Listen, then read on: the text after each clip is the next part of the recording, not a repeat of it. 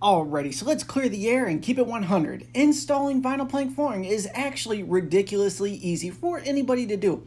Couple things we got to go over though that everybody seems to get confused in this is the 7 newbie mistakes people make when installing vinyl plank flooring. Like anything, when you get started and up and running, once you get your rhythm down, you could absolutely kill it in this game. But a couple things you need to keep in mind when starting out is the first things first. Here's the biggest hurdles that people run into. The first one is not cleaning the floor, your subfloor. I've seen so many new guys just kind of slop and pop ready to rock, which is kind of my forte, but if you don't sweep the floor first and you go over top of any rubble, nails, pebbles, anything, it will show through the vinyl planks, especially on some cheap products. So step number 1, make sure you properly sweep the floor. Diving into newbie mistake number 2 is not leveling the floor. Now, stick with me here. We ain't got to actually level the floors through and through. It's vinyl. It will go ahead and take shape of the floor if there's minor slopes and things like that. But if there's small ridges, bumps in the subfloor, things like that, you want to feather those out. So go ahead and get yourself some feather finish, any planty patch. Everybody has their own name for the product, but just a nice feather finish product, and go ahead and lay that on those rough edges to cure the height difference, and you'll be ready to rock. Diving into newbie mistake number 3 is thinking that you need fancy tools. I'm telling you, there's going to be a huge movement in the vinyl plank flooring industry because carpet is dying out. People are shifting toward this, and this is an easy side hustle for people to get into.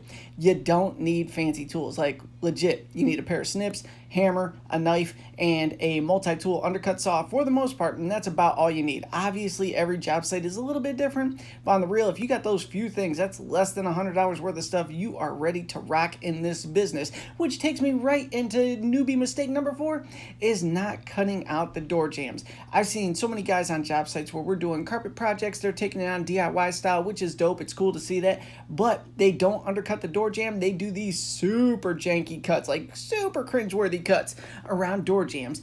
And if you would just take the time to undercut those with a multi-tool saw, you can get them at Harbor Freight, Home Depot, Lowe's, any of the featured places I just named there.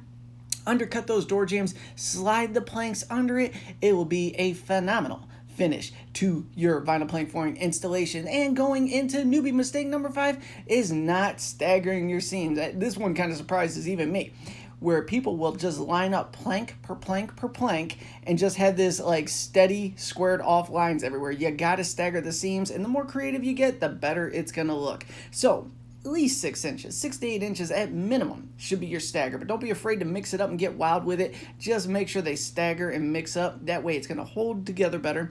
It's going to give it a cool flow, and you'll be good to go.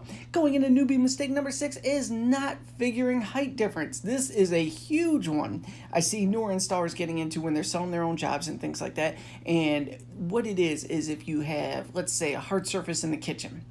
Customer says, I want everything to flow, but I don't want you to demo the ceramic and get it down to even. Just feather out that edge there and roll with it. The problem is if you have a ceramic floor going to, let's say, a carpeted floor, you pull up the carpet, the flooring is going to sit so much lower. And if they don't want the ceramic demoed because of the price and the disaster it's going to create and all that fun stuff, the problem with that is you're going to have a major ledge. And you can feather it all day long. It is not going to get perfect, and then people are going to be upset.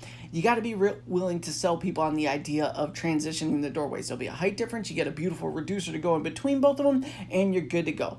That's sales skills kick in, and you just pitch your client on why a reducer would be the best route to take in that scenario, and everybody's gonna be happy. Properly explain things and you'll win. It's as simple as that. And then finally, newbie mistake number 7 is not figuring out the expense of the reducers. Everybody thinks because vinyl plank flooring is so cheap that the reducers are probably cheap too. It's kind of like when you walk into Home Depot or Lowe's and you're like, oh hey, I can get cheap carpet here, I'll just buy the pad from them, and you're paying 10 times what anybody else could sell it to you for. It's the same thing in reducers. Vinyl plank flooring is cheap, they bang you in the head on the price of the reducers. So always figure that cost into your job site, because it could literally swing $200 when it's all said and done if the job's big enough, and $200 is a lot to eat if you didn't figure it into your overall estimate.